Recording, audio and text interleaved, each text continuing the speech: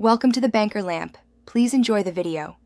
You start by confirming your iPhone supports LiDAR and updating iOS. This ensures sensor firmware and apps run correctly. Once done, open Apple Measure or a third-party LiDAR app you trust and grant camera and location permissions so scanning works. Make sure the camera lens is clean and remove any case that blocks sensors. This improves accuracy. Now position yourself near the object or room edge to get an unobstructed initial scan. And begin the first pass slowly. You'll now perform the detailed scanning movement. Hold the phone steady at chest height and move at a slow, steady pace, about half to 1 meter per second, so the LiDAR captures depth reliably. Start from a clear reference corner or edge and sweep across the scene, overlapping each pass by roughly 20 to 30% to fill gaps. Make sure lighting is even. Bright sunlight or reflective glass can confuse depth data.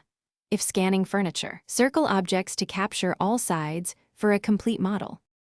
You finish by reviewing the generated mesh or point cloud and using the app's cleanup tools to fill holes.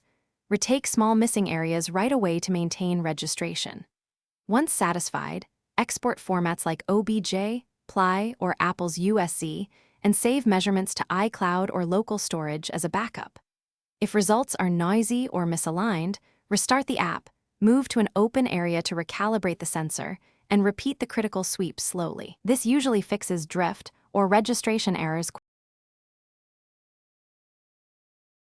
Thanks for watching. If this was helpful, leave a like and consider subscribing. See you next time.